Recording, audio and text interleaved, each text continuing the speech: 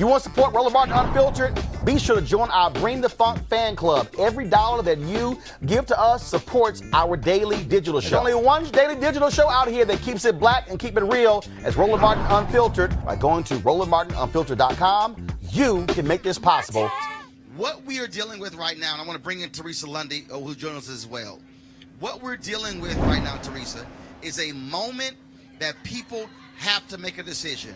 No longer are we going to allow white folks on media to play this game. Teresa, you've got Tucker Carlson on Fox News saying, oh, there are white supremacists in America could only fill up a football stadium. Really? Not based upon the FBI data we're talking about. To see this dismissal of white supremacy means individuals who are caping for them, and we cannot allow folks like Tucker Carlson, any of these people to play games because they are inciting a generation of white folks who are angry about the changing demographics in America. That is a reality, Teresa. And that is a reality that is hurting many Americans.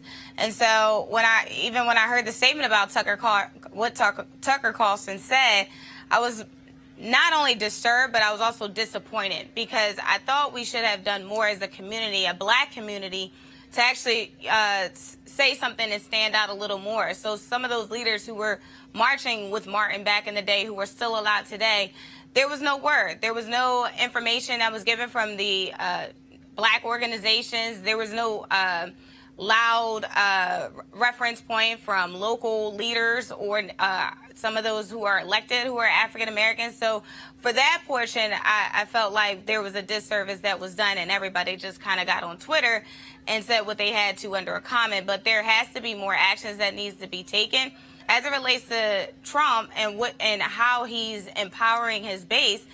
I believe this time around he is actually running a full-blown campaign. Last campaign when he first ran, even, when the results came in, him and his entire team looked shocked. He ran on messaging and he ran on emotion.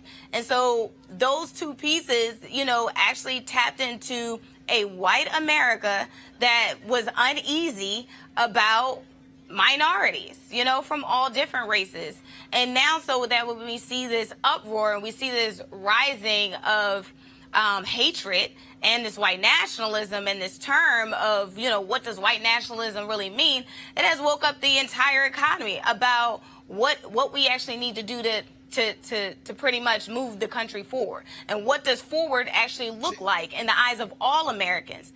So I think, as we talk about what that plan looks like, NABJ did okay today. I don't think they did great, but I think they did okay as it relates to figuring out the souls of the candidates, but not about the policy. And that's what we need to talk about as we talk about what forward looks like in order to change lives, families, and communities.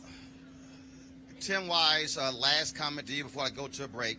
The reality is, and I'm going to keep saying it, what we cannot do is allow folks like Tucker Carlson, who has millions watching him.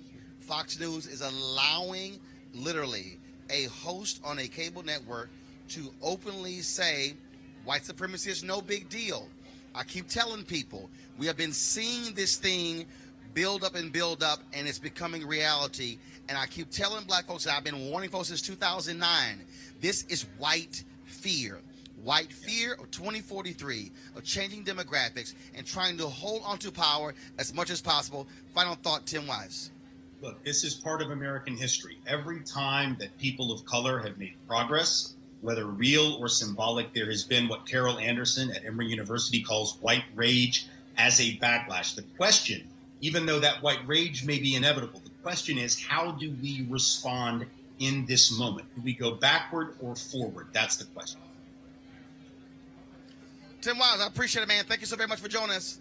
Thank you so much. All right, folks, back to that Roland Martin Unfiltered video in just one moment. All right, folks, you've heard me talk a lot about marijuanastock.org. Why? Because I want to keep you informed of investment opportunities that make sense. We've all watched the growth of the cannabis industry. A recent report by New Frontier Data estimates the global cannabis market at more than $340 billion. We know that marijuana legalization is sweeping the country state by state. We also know that marijuana has a good cousin, the hemp plant, with a much higher concentration of CBD. That means hemp gives you all of the medical benefits of marijuana without getting you high. Until recently, hemp farming was practically illegal in the United States and heavily regulated by the DEA. However, the 2018 Farm Bill changed all of that, making it legal to grow hemp CBD in the U.S. and creating one of the largest commodities worldwide. Folks, they need land to grow all of the plants. This is not rocket science. It's real simple. It's an incredible investment opportunity, and that's where our friends at 420 Real Estate come in. Their business model is simple. They buy land that supports hemp CBD grow operations and lease it to licensed, high-paying tenants. That's right, they are hemp CBD landlords, and you can get in on the action. My friends at 420 Real Estate decided to do something special for the Roland Martin Unfiltered fan base. Originally, the minimum investment level was $500. Right now, you can invest in this crowdfunding campaign for as little as $200. That's right, anywhere from $200 up to $10,000. Let me recap. This is a $340 billion industry that is still growing.